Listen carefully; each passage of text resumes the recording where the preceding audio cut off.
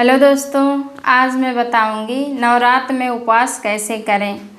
आप फल खाएं या फिर आलू का कुछ बना लें, आलू फ्राई करके खा लें, लेकिन सारा दिन नहीं खाया जाता है। अगर आप उपवास कर रहे हैं तो थोड़ा बहुत खाएं। जब आप भरपेट खाते रहेंगे तो उपवास करने का मतलब क्या रहेगा।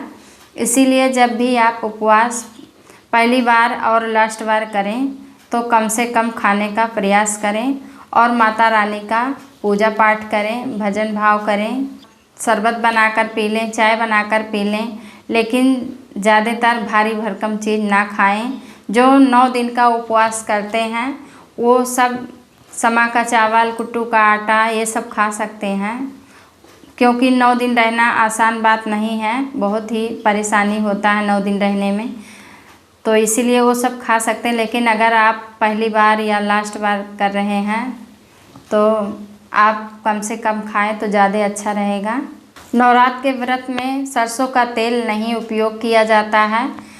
अगर आपके घर में घी है तो घी से आप आलू को फ्राई कर लें, कचालू बना लें, या फिर साबूदाना का खिचड़ी बना लें, या फिर मूंगफली का तेल यूज करें।